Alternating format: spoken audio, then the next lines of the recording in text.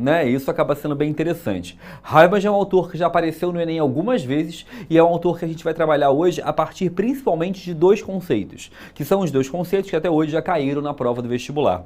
Vamos entender a concepção dele acerca do iluminismo e como que ele olha para o iluminismo, lembrando que ele não é um autor iluminista, mas ele fala sobre o iluminismo, e também vamos falar sobre uma teoria dele chamada teoria da ação comunicativa, que também é uma teoria, e essa sim, a mais cobrada nos vestibulares, quando aparece ali a figura do Habermas nas provas, principalmente na prova do Enem. Tranquilo?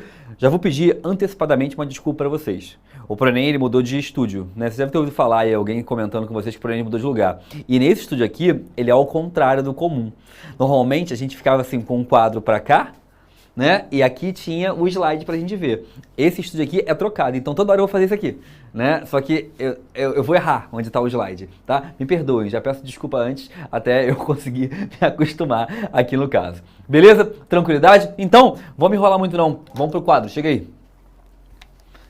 Primeira coisa a te dizer, primeira coisa a te falar é o seguinte, quando a gente fala do Habermas, ele é um autor que no começo de sua obra, ele fala sobre o iluminismo, né? E iluminismo é um tipo de conteúdo, é uma matéria que você já deu essa matéria muitas vezes na sua vida, né? Em muitos momentos da sua vida escolar você ouviu falar sobre iluminismo, com professores de história, professores de filosofia e talvez até professores de sociologia também. E quando a gente fala sobre o iluminismo, existe uma coisa importante que é a seguinte: o iluminismo, ele tinha, né, dois grandes objetivos. O iluminismo ele tinha ali o que a gente pode chamar de dois grandes desejos, né? Existia um primeiro desejo, que era o desejo de acabar, né? E quando eu falo acabar, é realmente um processo de encerramento. Existia um desejo de acabar com o antigo regime, né? Então existia entre as figuras do iluminismo um desejo de encerrar o que a gente entende como sendo o iluminismo. O antigo regime, aquele modelo de governo absolutista, aquele modelo de governo centralizado nas mãos de um homem só. Existia um desejo entre autores como Voltaire, Rousseau, Montesquieu. Existia a figura, né, de diversos autores que olhavam para o antigo regime e viam isso como atraso e queriam acabar com esse regime, queriam acabar com esse modelo.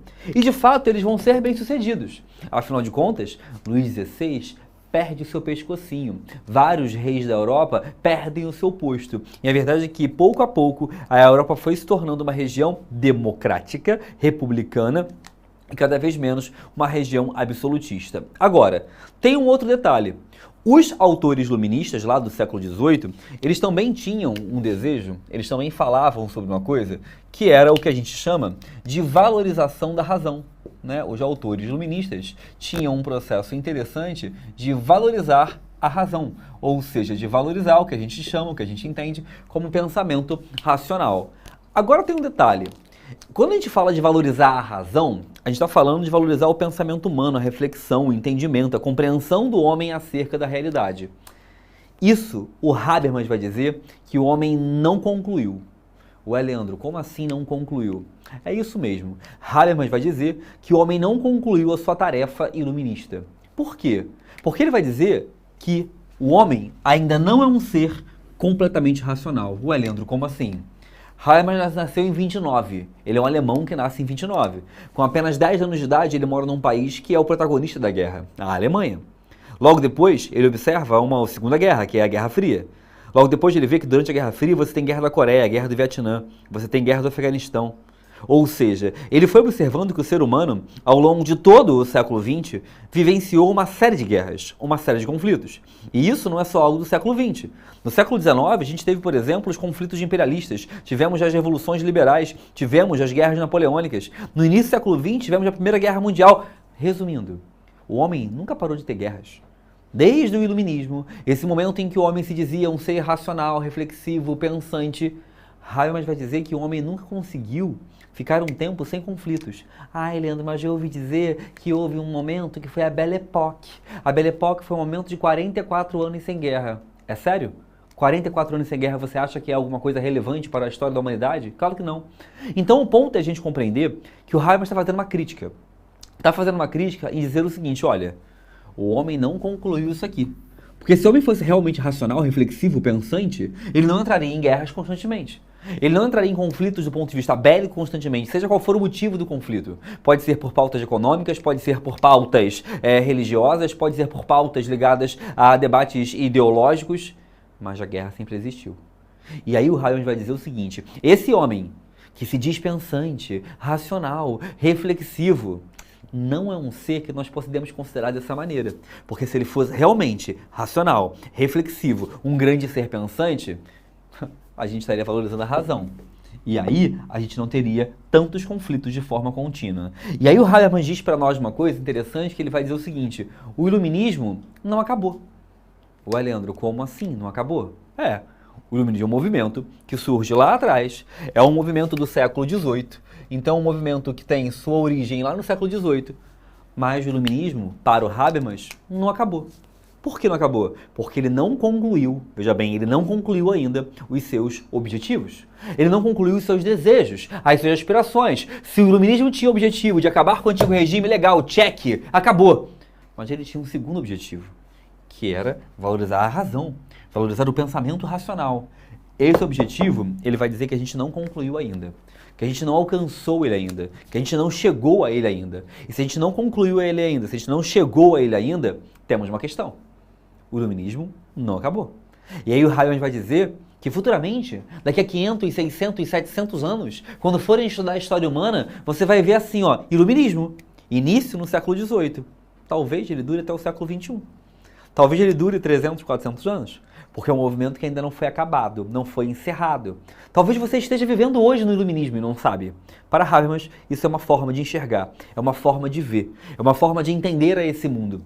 Entender a esse mundo que ainda realiza conflitos, demonstrando que não somos ainda racionais, que não somos ainda seres reflexivos, pensantes. Afinal de contas, um ser que está sempre em guerra, envolvido sempre em conflito, não pode ser considerado tão pensante assim.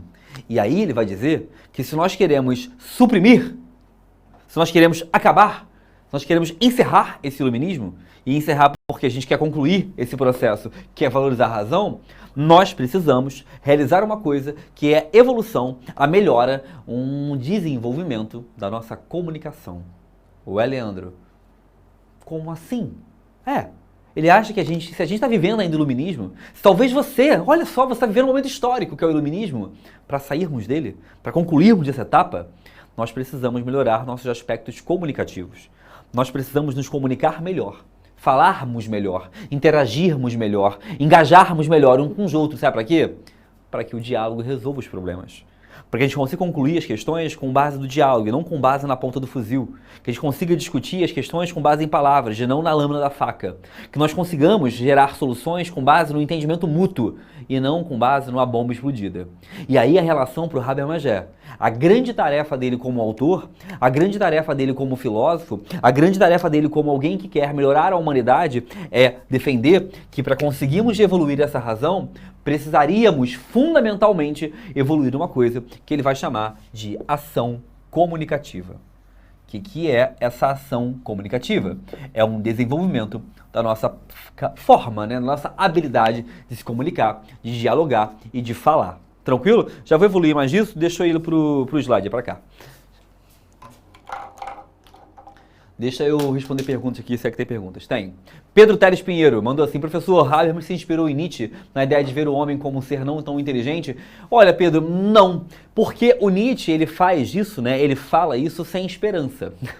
E quando eu falo sem esperança é porque o Nietzsche, quando ele fala que o homem não é tão reflexivo assim, o que ele quer dizer é que o homem acha que entende a sua mente, mas não entende. O Habermas está dizendo que o homem simplesmente não conseguiu implementar ainda a sua razão, que ele tem razão, só não está implementando ela de forma adequada até então. Tá bom? Tranquilidade, de boa. E aí vamos lá, vamos evoluir aqui.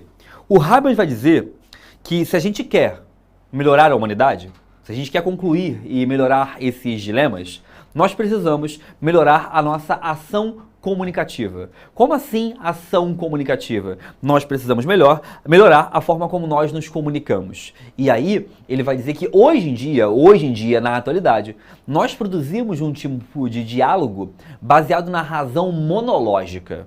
O que é uma razão monológica? Uma razão monológica é uma razão baseada numa lógica única, exclusiva. Uma razão monológica é aquela razão no qual eu tenho um entendimento, eu tenho uma compreensão, eu vejo o mundo de uma forma e eu não vou mudar. Eu não vou me alterar. Eu entro numa discussão, mas eu não entro numa discussão pensando que eu posso discutir com alguém, pensando em melhorar uma ideia ou evoluir um pensamento. Não, não, não. Eu entro numa discussão para reafirmar o meu pensamento, para reafirmar a minha ideia. Eu vou te dar um exemplo bem prático, vai ficar fácil de você entender. Ano passado, eleições, segundo turno.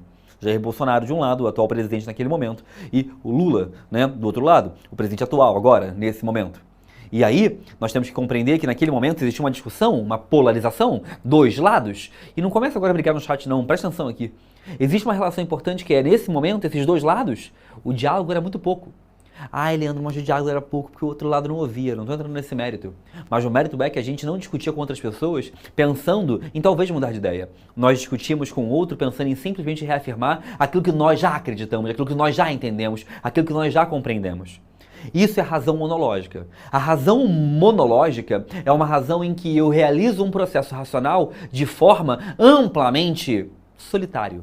E solitário porque eu vou dialogar com outras pessoas, mas eu só quero dialogar com os iguais. Só quero dialogar com quem já pensa como eu, quem já acredita como eu, como quem já vê o mundo conforme eu vejo. E isso, para o Habermas, não vai levar a gente a lugar nenhum. O homem não vai evoluir. O homem não vai crescer, o homem não vai se desenvolver se a razão for mono. Se eu sempre for a um diálogo, a uma conversa, a um debate, de uma forma em que eu simplesmente reproduza, confirme aquilo que eu já acredito, aquilo que eu já penso, aquilo que eu já acho que é o correto. Ele vai dizer que é fundamental nós buscarmos uma vida, buscarmos um mundo dialógico. O que é o mundo dialógico? É um mundo baseado no debate.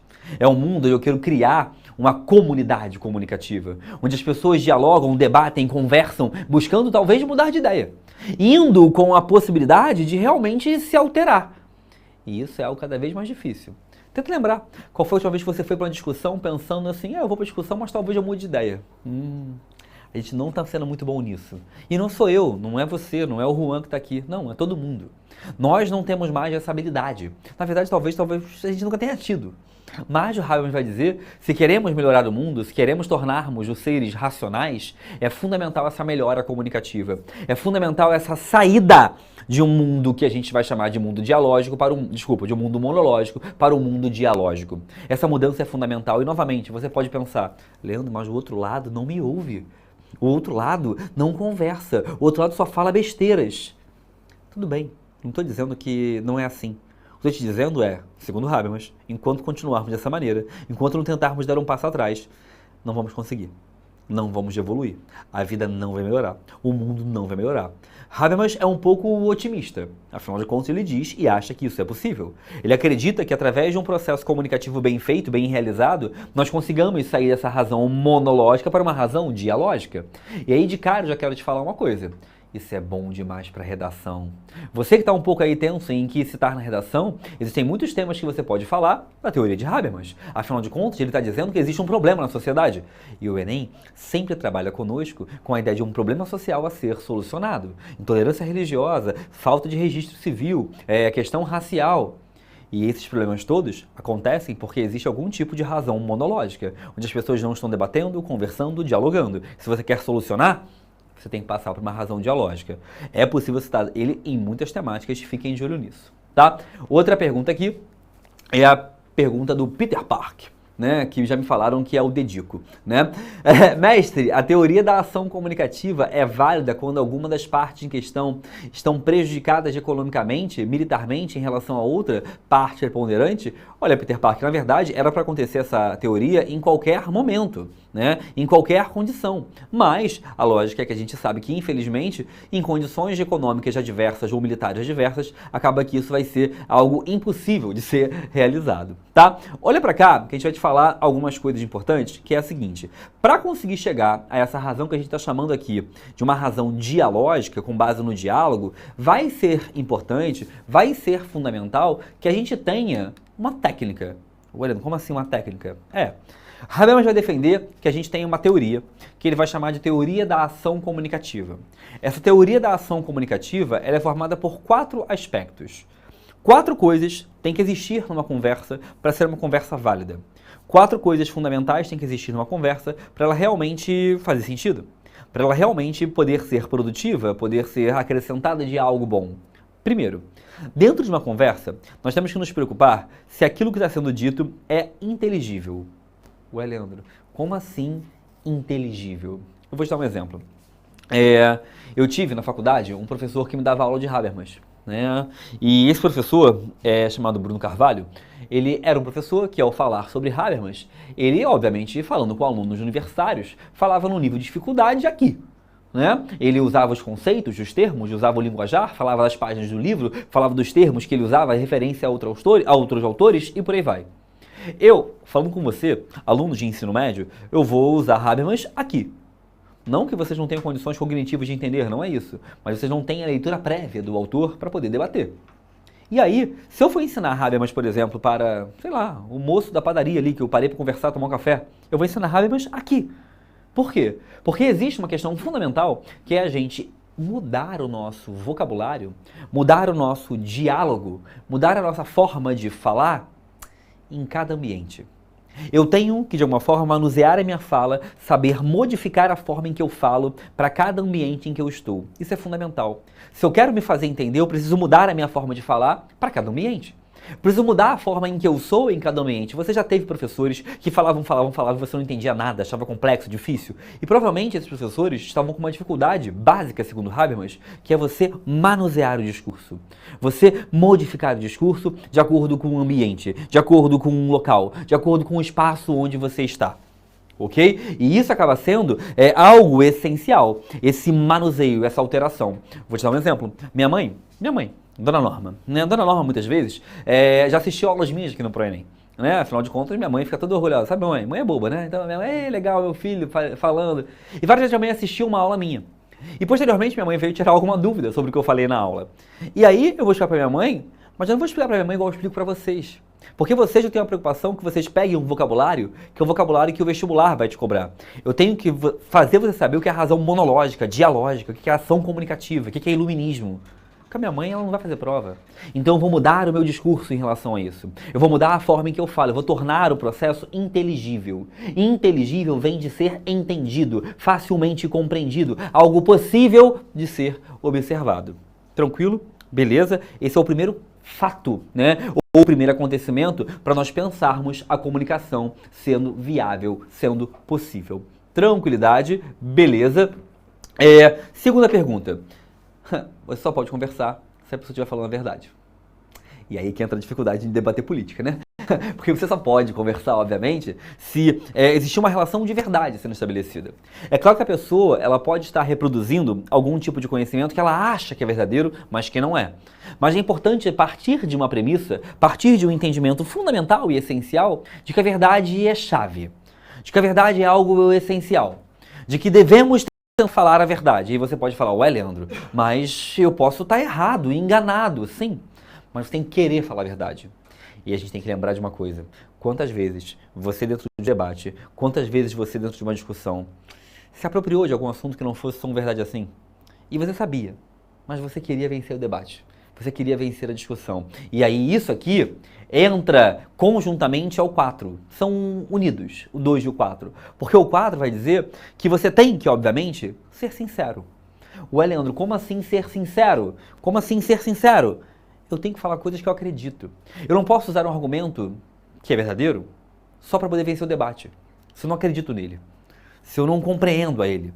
Se eu não acho que ele é real. E uma coisa fundamental, nós não podemos confundir, né, opinião com verdade. Opinião é o que eu acho, e o que você acha muitas vezes, desculpa. Senta lá, fica quietinho.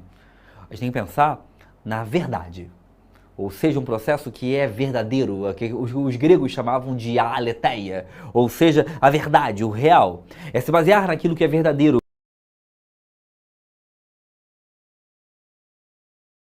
Com provas, dados, números, estatísticas, porque dessa maneira, segundo Habermas, os debates tendem a crescer, tendem a evoluir, tendem a se desenvolver.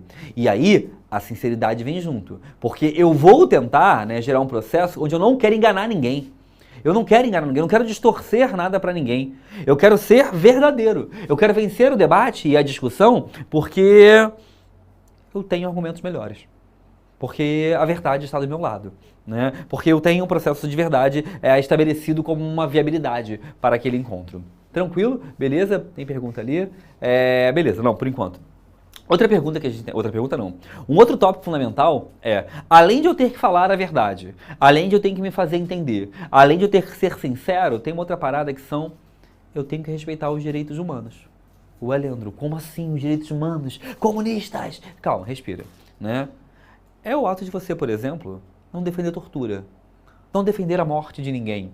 É você não defender que alguém, por exemplo, seja morto de forma sem julgamento. É você não defender que alguém, por exemplo, seja extraditado do seu país. É você não defender que alguém não tenha direito à educação, à saúde, que alguém não tenha direito à moradia, que alguém não tenha direito à liberdade.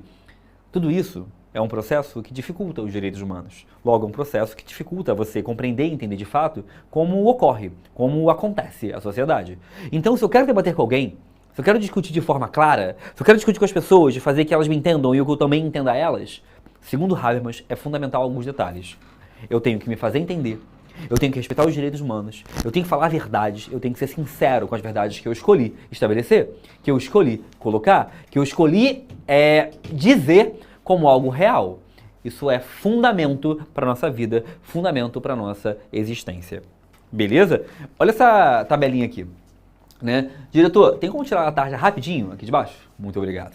Né? Então tem uma relação que eu tô tontinho aqui, cara. Juro pra você, toda hora eu quero fazer assim, só que aqui eu vou apontar pro nada, né? Pro vazio. Mas vamos pra cá. Olha só, o ato da minha fala, para ele ser válido, eu tenho que pensar, o que eu tô falando é verdadeiro? Eu tô falando algo que é verdade? Segundo, o que eu tô falando, eu tô sendo sincero? Tô sendo sincero, claro, tô sendo expressivo em relação àquilo que realmente acho que é o adequado? Depois, o que eu tô falando é inteligível? As pessoas me entenderam? Me compreenderam? As pessoas estão preocupadas? Cara, eu tive professores na faculdade, assim, que eles não tinham nenhuma preocupação em se fazer entender, e isso me enlouquecia, Eu tive um professor, essa história eu vou contar pra sempre, esse professor, eu não vou nem falar o nome dele, porque ele tá vivo e ainda dá aula na FRJ até hoje, né? O nome dele é Melo. Então, esse professor, uma vez, ele chegou na aula, olha que loucura, ele chegou, parou e começou a falar em francês, dando aula em francês. E eu olhei para ele e falei assim, o que esse cara tá fazendo? O que ele está dizendo? Né? Como assim? E aí todo mundo ficou se entreolhando, até que a menina, que era a menina mais quietinha da sala, a mais boazinha, levantou a mão. Professor, por que você está falando em francês a ele? Ué, você está no quarto, quinto período da FRJ, né, fazendo sociologia, os autores da sociologia são a maioria franceses. Você não sabe francês? Você não sabe, você é da minha sala, vai estudar.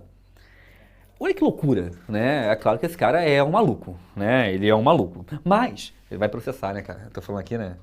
Paga isso aí depois, exclui isso aí. Mas, esse cara, obviamente, é uma figura que ele está estabelecendo um processo que é a não preocupação com a inteligibilidade, ou seja, não está preocupado em fazer que os outros entendam, não está preocupado em fazer que os outros compreendam. E isso é fundamental. É claro que assuntos difíceis devem ser explicados de forma difícil, muitas vezes, porque às vezes não tem como você diminuir ao ponto de ele se tornar um assunto não explicável, ou de alguma forma tem dificuldades envolvidas. Mas tem uma coisa fundamental nisso daqui, que é a gente compreender que é necessário a tentativa. Tentar tornar mais fácil. Isso a gente vai chamar de inteligibilidade. Tornar inteligível. Tornar de fácil compreensão. E repara, só o ato de eu falar inteligível já é uma coisa que espanta. Agora você fala assim, passivo de entendimento, passivo de compreensão, mais fácil de entender. Você já vai melhorando o discurso, tá? Pergunta. Professor, os 4 pilares da ação comunicativa se baseiam em uma confiança entre comunicador e público-alvo? Sim, né? Confiança e também sinceridade, né, que a gente falou aqui. Se eu quero gerar uma comunicação para com o outro, o mundo ideal, o mundo perfeito, e o Habermas, ele é um sonhador, né? Habermas é um cara que está aqui, querendo ser um sonhador. Ele quer mostrar que é possível, que o ser humano tem essa capacidade, que nós teríamos como nos tornarmos comunicadores melhores, tá? Então sim, tem essa relação de confiança. Caleb mandou assim, professor, ao falar de Habermas com sua teoria da ação comunicativa, em valorizar o diálogo, lembramos de um grupo de filósofos que usavam muito dessa técnica, os sofistas. Professor, os sofistas seriam um exemplo que só usam a razão monológica, visto que para eles a verdade era relativa? Caleb, sem dúvida alguma, e tem um detalhe também, os sofistas não estavam preocupados com a verdade, né, ou encontrar uma verdade. Eles defendiam que a opinião era verdade, que a opinião era verdade de cada indivíduo, né? Então os sofistas, eles têm uma relação com o Habermas, que é o valorizar o diálogo, a comunicação, a fala, mas a forma como eles pensam isso acaba sendo uma forma bem diferente, né? Bem distinta, bem divergente do que a gente está falando aqui na visão do Habermas. E aí, eu quero te falar uma coisa que é a palavra-chave. Como assim palavra-chave? Quando o Habermas caiu no vestibular, né, ele já caiu algumas vezes, tem uma palavrinha que normalmente é a palavra-chave para você entender a obra do Habermas. Como assim? Habermas é um autor que está buscando e está acreditando que a teoria da ação comunicativa ela pode ser utilizada por todos, em todos os lugares, principalmente no que ele vai chamar de esfera pública. O que é a esfera pública? É a esfera onde se decide os problemas do Estado, do governo, das pessoas. E ele dizia uma coisa importante que é, na esfera pública, nós devemos ser o que a gente vai chamar de indivíduos que desejam um consenso. Nós devemos ser multiculturais e buscar o consenso. Preste atenção nesses termos. Nós devemos ser multiculturais e buscar o consenso. Um governo, ele tem que tentar valorizar, ouvir todas as culturas. Todos os comportamentos étnicos, culturais, sociais, econômicos. E devemos tentar, obviamente, chegar a um consenso. Leandro, mas consenso é impossível. Sempre alguém vai discordar, sempre alguém vai de alguma forma destoar. Eu sei disso, mas ele vai dizer que vale a tentativa, vale tentar. Quanto mais você tentar chegar perto do consenso, mais próximo ele está de acontecer. Ah, não, mas ele nunca vai acontecer. Não tem problema, curte o processo. É sério. O ponto do Habermas é que tentar encontrar o consenso, tentar encontrar essa realidade onde as pessoas concordem com algo, tentar encontrar uma sociedade onde o debate seja justo, franco, claro, para chegar a um momento onde as verdades sejam respeitadas, para ele é um fundamento, para ele é essencial, tá? E aí eu queria, nessa aula, né, antes de terminar essa aula, eu queria te falar uma coisa. Cara, tente começar nesses últimos 2 meses aí até a prova, tente começar a tentar encaixar alguns autores da filosofia, da sociologia, que você vem aprendendo ao longo do ano, na redação.